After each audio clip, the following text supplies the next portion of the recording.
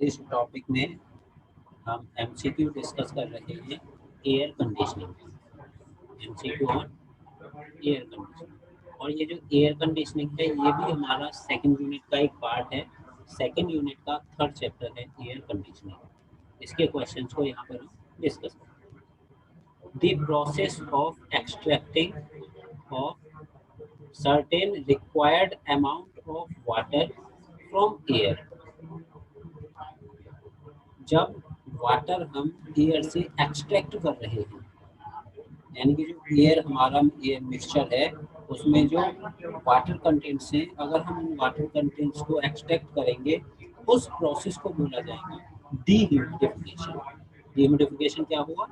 Water contents को extract करना और वाटर कंटेंट्स को ऐड करना humidification. The process is dehumidification.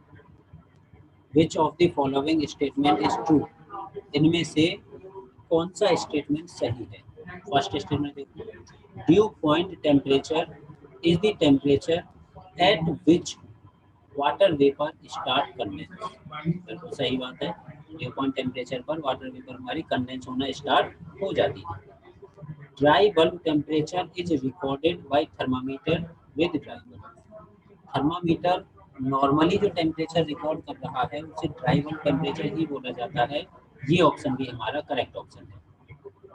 Wet bulb temperature is recorded by thermometer when the bulb is covered with cotton wick which is saturated with water। अगर हम thermometer के bulb को covered कर देते हैं उस टाइम पर वो थर्मामीटर जो टेम्परेचर रिकॉर्ड कर रहा है वो वेट बल्ब टेम्परेचर होता है। इसका मतलब ये स्टेटमेंट भी सही है। जब तीनों स्टेटमेंट सही है तो last option all of the mentions are the correct answer. Next में conditioned air supplied to room must have capacity to take up. जो रूम के अंदर एयर सप्लाई की जा रही है उसकी क्या कैपेसिटी होती है? क्या क्या चीज़ होती है? Room sensible heat load only, room latent heat load only, both. दोनों को करती है, रूम सेंसिबल हीट को भी लेटेंट हीट को भी। करेक्ट ऑप्शन क्या है यहाँ पर? Both. Room sensible heat and room latent heat. Which type of air has relative humidity 100%?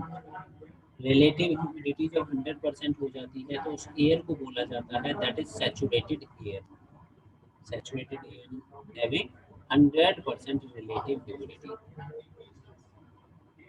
Amount of water vapour in atmosphere compared to how much it could hold.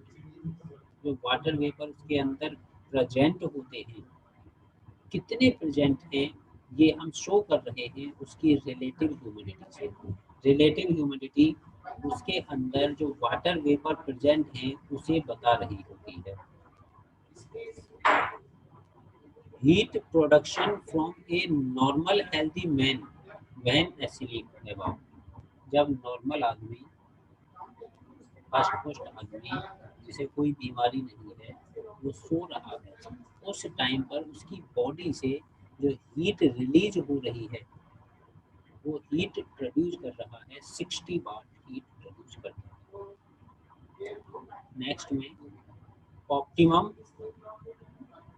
Effective temperature for human comfort is. Human comfort के लिए effective temperature क्या होगा?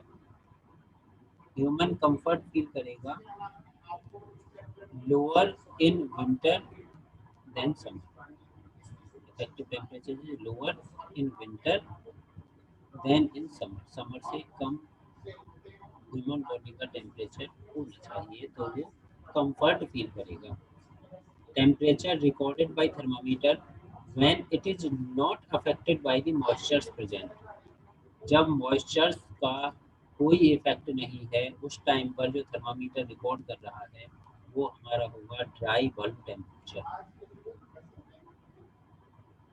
Next question में on psychometric chart sensible heating और cooling represent.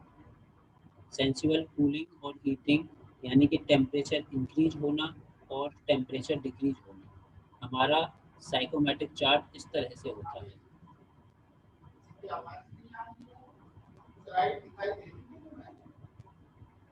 ये हमारा psychometric chart होता है, जिसमें यहाँ पर ड्राई बल्ब टेम्परेचर होता है और यहाँ पर ह्यूमिडिटी होती है।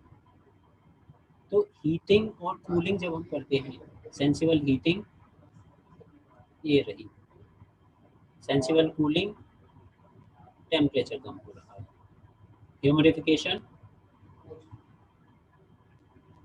ह्यूमिडिटी बढ़ रही है, डीह्यूमिडिफिकेशन, इस तरह से प्रोसेस होते हैं। और ये जो लाइन जाती है ये 100% रिलेटिव ह्यूमिडिटी को शो करती है। जो कर्व लाइन है ये कर्व लाइन रिलेटिव ह्यूमिडिटी को बता रही है। तो हीटिंग और कूलिंग ये दोनों प्रोसेस क्या हुई, हीटिंग और कूलिंग, और ये दोनों प्रोसेस क्या हुए, ह्यूमिडिफिकेशन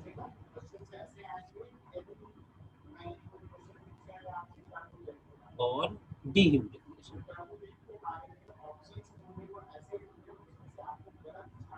यानी कि ह्यूमिडिफाई ज़्यादा होना कम होना।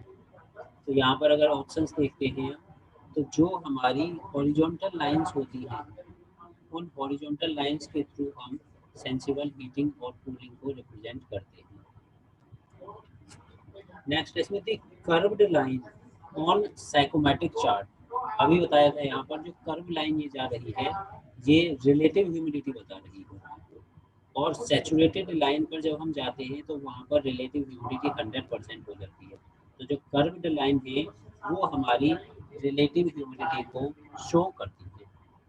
तो ये सेकंड यूनिट के लास्ट टॉपिक की वीडियो कंप्लीट हो गई। इस तरह से हमारा सेकंड यूनिट कंप्लीट होती है। Thank you all.